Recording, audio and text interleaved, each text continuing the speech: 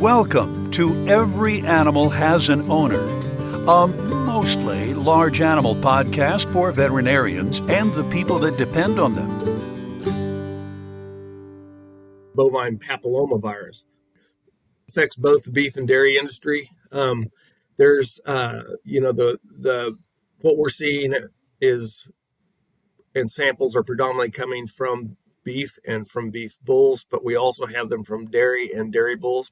Well, obviously on the male side, the males have the same problem with the papilloma or the wart on the penis, which renders them infertile. There's also obviously carriers. When I say it's shedding all bodily fluids, that means it's in semen and it's in milk and it's in everything else. So on the dairy cow side, they do get them in different locations on the genitals and the anal and genital area. But I think the most economically important one to a dairy cow is when we get a number of warts on the teats and they can't be milked properly, and it causes lesions and sores, and then the milking machine and spreads it from one cow to another, and we can have an outbreak of teat warts on dairy cows that is economically challenging for those dairies.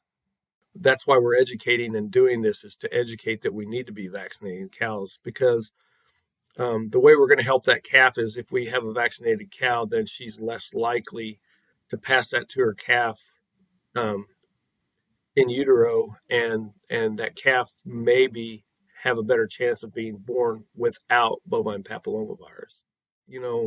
In extrapolating from the human literature and the experience they've had for the last 30 or 40 years, we are vaccinating calves now a lot younger than was traditionally done in the past. And so we are vaccinating calves at as low as 2 to 3 months of age on their first, and giving 2 to 3 total vaccinations over the first 6 to 8 months of life, and seeing success.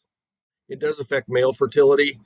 As far as female fertility, yes, they can. I mean, some of these viruses do cause cancer in different organs, either in the bladder or in the intestines, and or in the esophagus, and so we can find problems there. I think that it does cause fertility issues, but some of those can be indirect. But yes, it causes some decrease in fertility in the females.